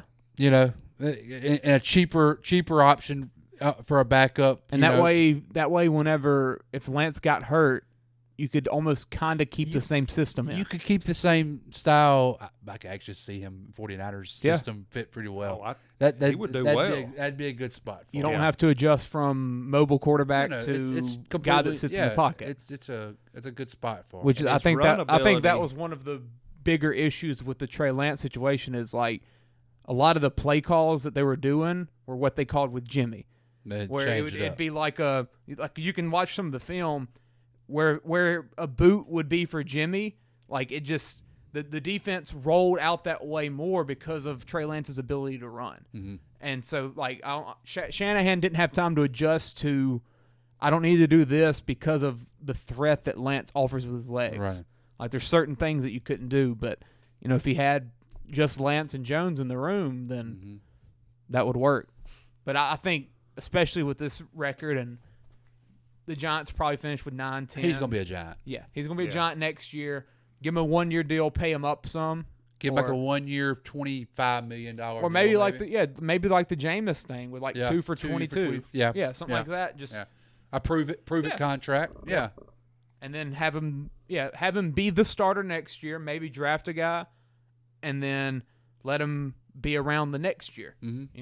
Because I didn't know this, and I didn't really deep dive into. I was listening to something a while back. I didn't realize the salary cap was so bad at the Giants.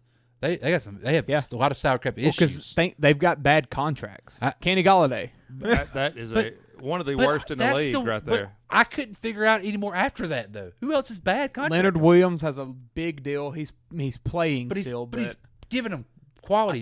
I think Nate Soldier might still be on their books. Oh, I forgot about that one. That was I believe he's still on their That was books. like a 4-year, $80-something million deal. That's big right. one. Yeah, I forgot about that. Let's see. I mean, Thibodeau's getting a big deal. Neal's getting a big deal, both because 5 and 7 rookies. Rookie deals though. Usually those contract when you're salary cap issues, it's not because of rookie deals though. Yeah, I'll look into that. I'm curious on that. And the Jags continue to disappoint. Yeah, they won that game in L.A. and it's just been downhill. Yeah, which honestly doesn't even look like that crazy of a win now. No, it doesn't. After that win, everyone was like, "Oh wow." What's next? Let's see. Browns-Ravens. Weird game. The game was played as if it was raining. That's all I can say. Like it was bad. When it ended, I was just like, "Did it rain?" Like it was bad. Yeah, Mark Andrews had 0 catches. I thought that was crazy. And honestly, he wasn't targeted really. It didn't feel like that. I mean, I watched a decent bit of this through the red zone. But yeah, he had 0 catches. The Gus Bus showed up. He did. Yeah, Andrews had 2 targets. Okay, that's just I don't get it. Lamar 9 for 16. And if I ain't mistaken, didn't J.K. go an hour? Yes. Yeah. Okay, 44 rushing attempts for the Ravens, but so they ran 60 plays and 44 were rushes, 16 were passes. That's just so. Last week, Kenyon Drake on 10 carries went for over 100. He had 11 carries for 5 yards this week. That's crazy. I started him in fantasy. Oh my goodness. My teams were more decimated by buys than I've ever remembered in a league. Like I had all three leagues. I had bye week issues. Look at the teams it was on by. Yeah, all the good teams. Bills, Eagles, Vikings, Rams, Minnesota. Yeah. Yeah, I really don't understand which. I guess Baltimore just kind of got the lead and just kind of played into their own strengths, but still 16 passing attempts from Lamar. 16 passes. That's crazy. And it's not like he completed 9. Yeah, that's he wasn't off. That's 55 or 54%, something like that. He wasn't off. No, no. And yeah, his throws were never bad. I thought he had a touchdown. I think it got called back though, because he hit Josh Oliver for a touchdown in the end zone. Did they have any turnovers, Baltimore? I don't think. Oh, Justice Hill lost a fumble. Yeah, I knew Cleveland had a couple. Patrick Queen made some plays. Well, I mean, it doesn't even look like they had. I mean, even your carries aren't that many. I mean, Edwards 44. had 6, yeah. I mean, it's not crazy. No, 1 turnover and it was Justice Hill. That's it. That's just a weird ball game. Yeah, that's what I'm saying. You look at that box score and you're like, it rained. But look in the third. Baltimore did Cleveland. come away with the win. So yeah, I mean that's a style of game that Baltimore wins. Yeah, 7 for 15 third downs by Baltimore versus 2 for 11. That was not a fun game to watch. All the stats and even the the yardage and the conversions. Baltimore had played a good game, but it's just, the yards just look so weird. But hey, a win is a win. We'd take it. Yeah, freaking right. Yeah. So Browns are kind of losing the magic that it looked like they kind of had at the beginning of the year. Like Brissett's getting figured out. Feels like Cleveland's going back to being the Cleveland Browns. Yeah, but all that momentum they had. The thing is, if they win one more game, maybe 2, if you get 3 to 4 wins before Watson. Yeah, Watson's going to take time to come back this year and everything, but still, you got to feel decently good about that. Man. I think Njoku got hurt in that game. He did. And he was having a big game before he's he got hurt. He's had a good year. Yeah. You kind of forget about the Watson. You know, you don't really think that. It hasn't been as big of a story as you really thought about. It hasn't. Well, if they would have won a few more games, you'd probably hear more about it. And the thing is, though, like some of their games have been one possession. Oh, they could have won. Yeah, I mean, the Chargers last week. If you put Deshaun Watson there instead of Brissett, they probably win. And that's the Jets game that they blew like a 20-point lead. They probably win. And that 7th seed in the AFC is going to be pretty open. I guess it's not going to be a It's because the top dogs are going to beat upon each other so bad. Yeah, that's right. And then you're still going to have the bottom dogs. Yeah.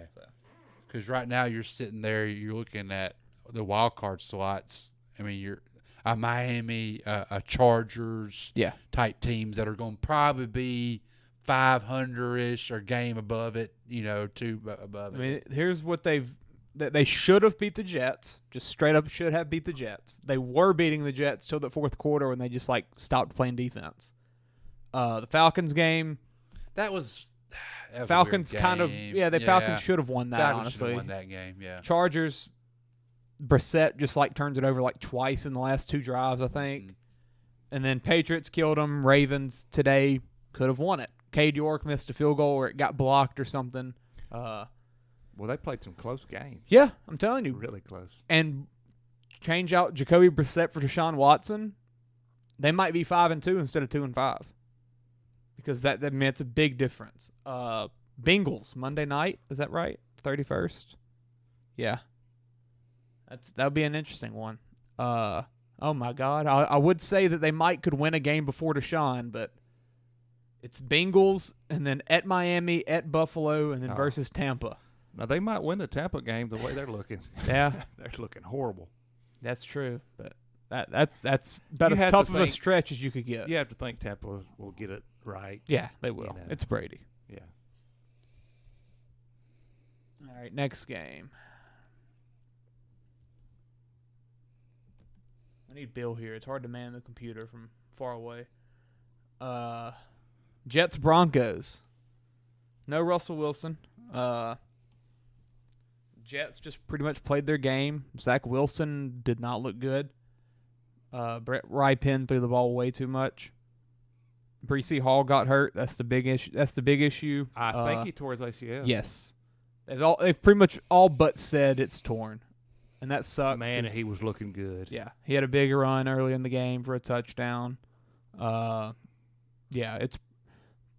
pretty much said it's torn, but we don't know for sure because we haven't seen the official he was on MRI. pace for Rookie of the Year. Yeah. And then that changes the whole vibe of that Jets team because he was he was everything for them honestly right now. Yeah, because you can't depend on Wilson to throw the ball. No. And they still played good defense though. I mean, shut out in the second half. Yeah, it's Brett Rypien, but the Broncos are still decently talented. They got a pretty good backup running back, but he's not Breece Hall. Michael Carter, yeah. Yeah. Michael Carter had a good rookie year last year. Yeah, Second round pick, I think. He's pretty good, but Breece Hall just had that it factor. Yeah. He's going to be the real deal. he comes back. Brees Hall was the Lightning, help and him. Michael Carter's supposed to be more of the Thunder. Getting back to that Giants cap thing, Sterling Shepard, 10 a year. Galladay, 18 a year. Leonard Williams, 21 a year. Adoree Jackson, 13. Then you got rookie deals: Andrew Thomas, Thibodeau, Barkley, Jones, Neal. Paying Graham Gano $5 million. Galladay hadn't hardly played for them at all, has he? Yeah. I mean, he played some last year. He just What's he didn't getting, score a like touchdown. $1 million a catch? I don't think he has a touchdown. I think that's the big thing. Okay, so He was pretty good for Detroit too. Oh, he was great for Detroit. I had him a lot of time in I fantasy. had him a but year you know, really, other than the Galloway one, I don't see a lot of those aren't just stupid. I mean, well, the Adoree Jackson, that's a bit of an overpay. that is 13. that is an overpay for him. I mean, Shepard. I mean, when they gave him that contract, he was. Yeah. I mean, it was at the time it was a good. Well, I don't like the Galladay because he's injury prone. He's been injured his whole career. Yeah. I can't hardly see giving that much money to somebody that's injured like that. Right. Oh, so their dead money that they have: James Bradbury, $11 million; Logan Ryan, $11 million; Blake Martinez, $7.5 million; Nate Soldier, $4 million; Kyle Rudolph, $2.5 million. Good. That's where it comes down. That's where it's coming in at. Yeah, but that should all be off the books after this year, I'd assume. The Logan Ryan one too, and the Bradbury who got cut and went and started in Philly and looks great. Yeah. Yeah, next year that's all off the books after this year. Okay. So that probably hampers their ability to make a deadline push, for some teams. But it's NFL. You can find ways to do freaking magic. Yes. We see it every year in New Orleans. Yeah. Hey, do they go after Cam Akers? I liked the Saints going after him. Whenever he mentioned that, I was like... When Ross mentioned that, I was like, hey, and everything made sense. Yeah, it did make sense. I like that a lot. You could see the Jets doing that, though. Yeah. I mean, they're going to do something. Yeah. Because they're not a passing team. They're a running team. Well, that's that coach, that mindset. I mean, he brought that 49ers mindset in. It's literally the 49ers. But you can't hardly do that. You can't hardly do that with one running back, though. You just about have to have two. And who is there? I don't know who the third is. Tevin Coleman was there at the beginning of the year, I think, but now he's in San Fran. Yeah, which he won't touch. He could probably get him back. Honestly, he's not going to touch the ball with McCaffrey. Ty Johnson is there. He's been there for 3 or 4 years now. Nothing special. Braxton Berrios keeps running the ball. I don't know why.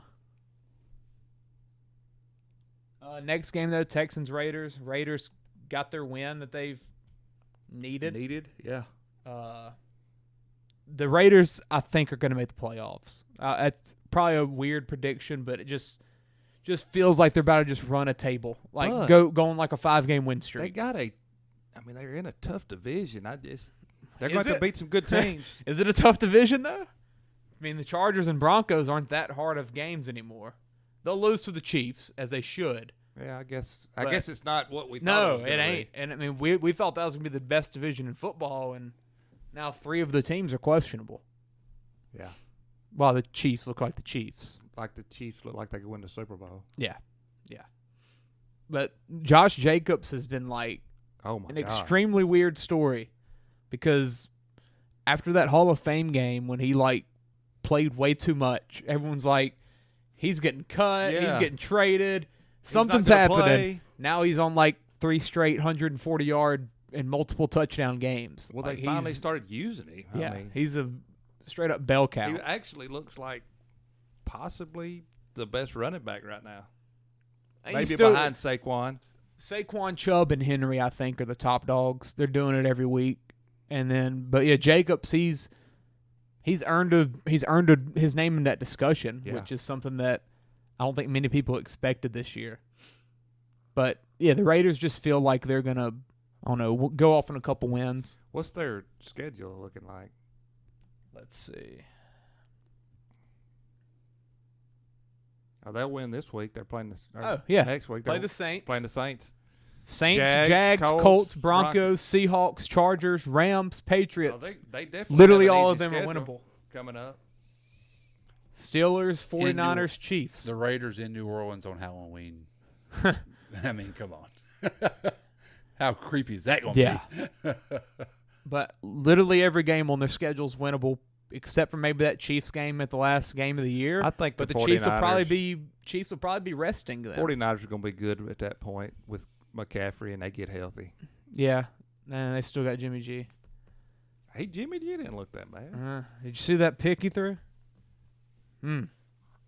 He just they were like down 6 going towards the goal line after Sky Moore muffed a punt, and he just lobbed that thing up off the back foot. Off his back foot, about 10 yards behind the line of scrimmage. With no shot of it being caught when they could have settled for a field goal and made it a closer game.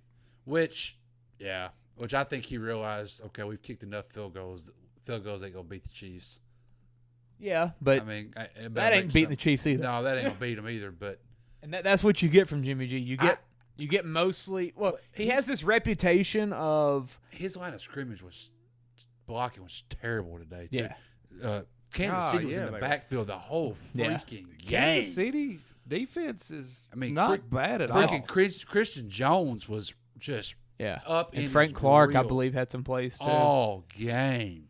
I mean, Kansas City's – they're scary because if the defense plays like that, we know they can put up points. I mean, let's just go ahead and have the AFC Championship in Buffalo and Kansas City. Let's just get it on. No, because what's going to happen is one of them's going to be like the 3 seed somehow. And they're going to end up playing each other in the division like the Bengals last year. They got 2 losses, so yeah, you're probably right. God. And they'll lose another, and some AFC team's just going to win. Like the Titans or something. Yeah, honestly. The Titans. I hope not. God. That's going to happen. Let's see. Seahawks. Oh, yeah. Speaking of running backs, Seahawks man, Chargers. this Kenneth Walker is a stud. Yep. I mean, a stud. Probably the best running back in football last year for college. I liked him coming out. He was legit. I liked him I actually watched a lot of his games just because I wanted to see him last year. Kind of was like undervalued though coming in. He kind of got forgot about. Yeah. He went from being a Heisman type candidate running back for first couple months of the season. Michigan State started losing. He kind of got lost in the shuffle, I guess, when they started losing. But I mean, I thought he was going to be a first rounder. To be honest with you, so I thought he should have been the first one. What did he go, like 3rd or 4th? He went 3rd, if I'm not mistaken. I'm talking about. Wait, he went 2nd round, but he went 3rd running back. Yeah. No, Breesy was the first one. I'm almost certain. Who was the second one though? I don't know. It might have been him. I thought it was him. I'll look. They went pretty close, didn't they? I know Breesy went like 36. Which I thought Breesy was going to be a good one too. Them two I thought were really must grabs because I thought they were guaranteed. And they both look like it this year. Now, Hall's injured now, but man, Walker looks. God, Walker has the build for an NFL running back. Yeah, he don't look like a rookie. No, he didn't look like. I mean, he looked like Breesy went 36. Walker went 41. Okay, I thought it was close. Yeah, that's real close. Yeah, hey, and both teams are happy with what they got. Yes, and then James Cook 63. That was the 3rd one. That's what I forgot. Oh yeah, and he's really not done nothing. No, Singletary's performed probably the best of his career so far. Yeah, he's had it good. And then the next one was Rashad White in Tampa, round 3. You know, Singletary picked it up at the end of last year. Yeah. Played real good the last third of the year and continued it. But he's even getting involved in the passing game now for them, like kind of becoming an actual weapon.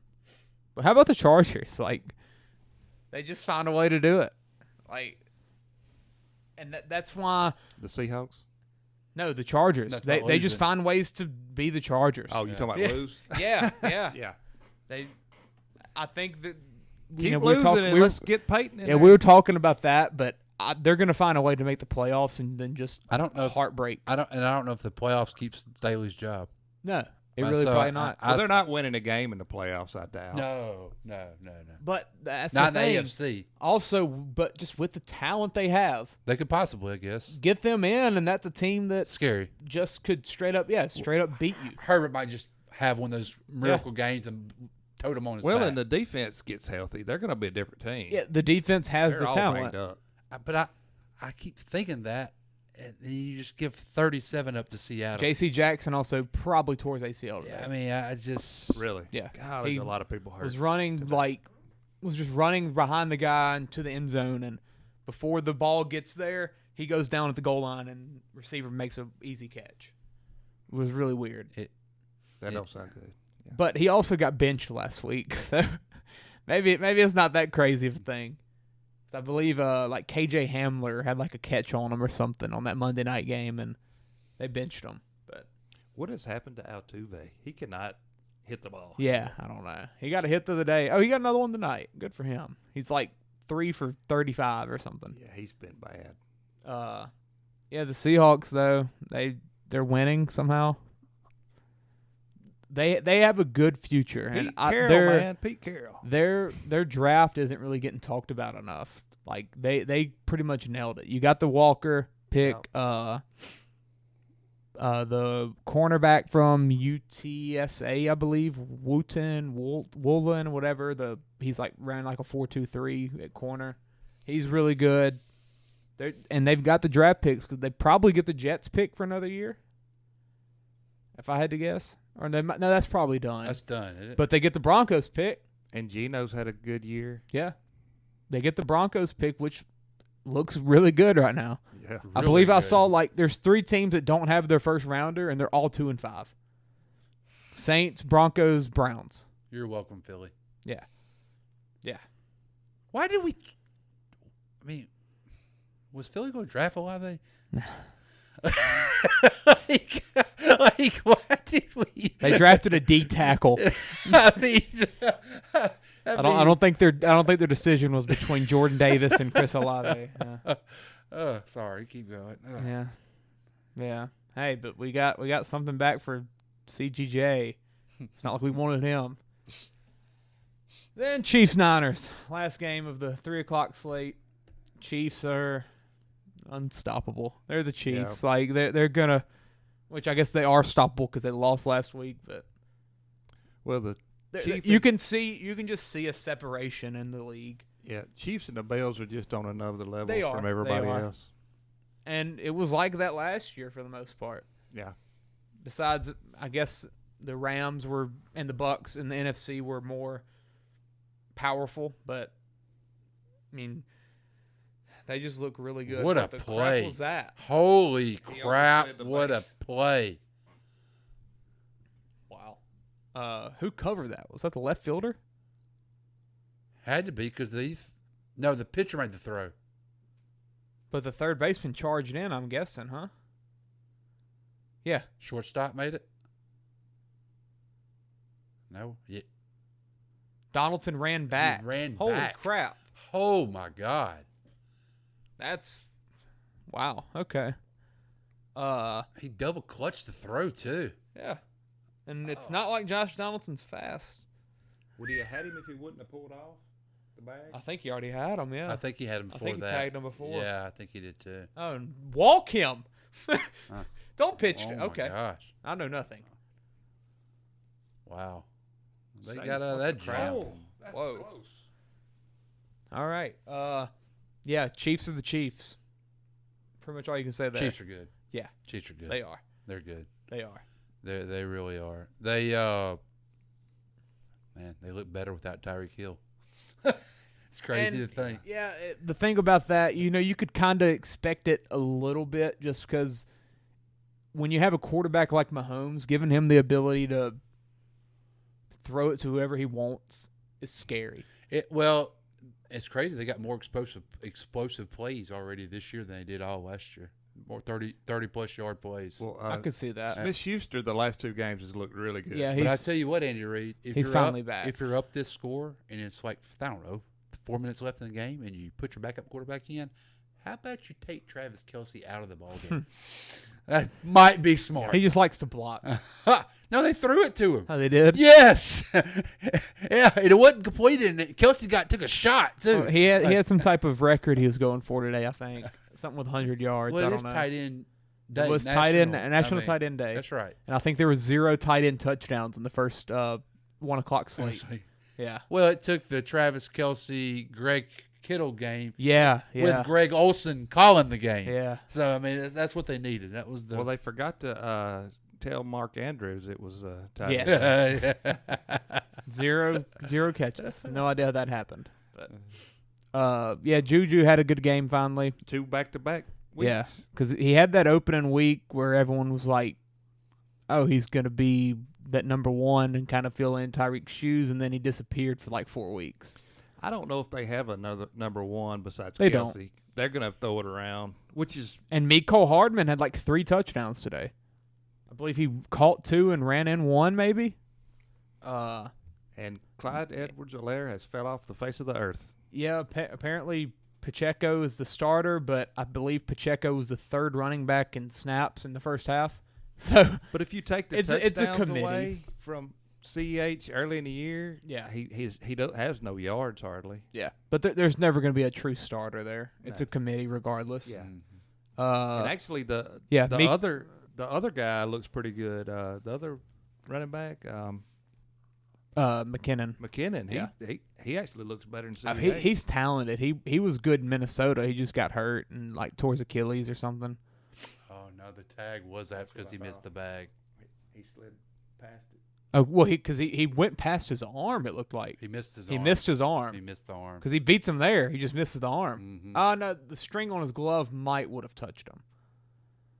Did he kind of push him? That's what they off probably the bag? were replaying for. Yeah, that's probably what they're talking about right now. They already got Alvarez out though. So. Yeah, it no matter. Yeah, Mecole caught a touchdown and then ran in 2. So they Justin got weapons. Watson That's for caught sure. One. Yeah. The Niners though, disappointing because boy, McCaffrey's going. They looked good at the beginning. Man, McCaffrey is going to be a fit in stud. well there. No doubt. I mean, the little bit of time. Did y'all watch either the game? Because so Jimmy G, they asked him about McCaffrey, how he's going to fit. He said, "I don't care. I'll just tell him where he needs to go in the huddle. Like he don't need to learn the play." And then you could hear him mic'd up. He was audibling. He said, "Christian." And Christian looked at him and said, "Stand right there." And Christian just went and ran around. Like he didn't really know what he was doing. Like, get open. Yeah, just find somewhere. Get open. But he done pretty good. Oh, yeah. I mean, he did. He's going to be. Yeah, he's 8 for 38 rushing. Wilson still was better on that. But then, 2 catches for 24 yards. That's something that the Niners don't really have yet. Ayuk's come around. Yeah, finally. Look at the Chiefs. Almost had three 100-yard receivers. Juju 124, MVS 111, and then Kelsey 98. So that's why they left him in to try to Yeah, get that. I'm pretty sure it was a 100-yard thing that Kelsey had going. Let me look contract that up for deal sure. probably. No, I think it was like an NFL record. Oh, was it?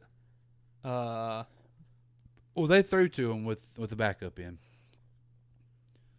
With 100 yards receiving today, Kelsey would tie Gronk for the most 100-yard receiving games all time by a tight end. Well, I mean, it's not like you wouldn't He'll get it got next that week. next week. I mean, like really, like why risk it? Especially when Mahomes is not throwing it to you. Because when you got those backups in, sometimes man, they can freaking leave you out on the island and take a shot. First time in Mahomes' career that he's thrown for 100 yards to 2 players, and neither of them being Kelsey or Hill. Oh. So, yeah. Sky Moore fumbled. He has an awful punt. Oh my God, it was a bad muff. Yeah. That and ball. then our last game. Probably the worst game of the Yeah, day. that looked boring. Nobody scored the second half, I don't think. Yeah, it was 16-10. I'm pretty sure at halftime. And that's what it finished with. Yep, nobody scored. Yeah. That was bad. I don't even know what to say about this. 3 picks by Kenny. 3 picks or 2 of them I know was towards the end of the game when they could have actually won. Yep. In the end zone, I think 2 of them were. At least one of them were, yeah. George Pickens, though, he's still got the connection with him. Freiermuth getting involved. Najee looks bad. 17 you for 65. expect Miami to go, beat them easy, but. Well, first week back with Tua, so you can kind of get a. Or wait, no, did he play last week? No, he didn't play. No. This Okay. was his first game back. Yeah. So you can kind of give them. Same with the Cowboys. let them kind of just manage the game. 21 for 35, 261 and a touchdown. It's not terrible. You'll deal with that. And most of that was the first half. Yeah. But you're not worried. You got the win. That's all that really matters this week. You're not worried about that. The Yankees season's about to come down to Aaron Judge. 2 outs in the bottom of the 9th. This should be fun. All right, anything else, NFL? About an hour. So this will be like a 2-hour pod and all. But, hey. Great interview, though. Great interview. Absolutely. All right. Well, that's it. Go Warriors, baby. Go Pels. Who dat? And go freaking Tigers with beat Bama. How about them Stros? Yeah. This ain't how it's supposed to be. It should be just you and me.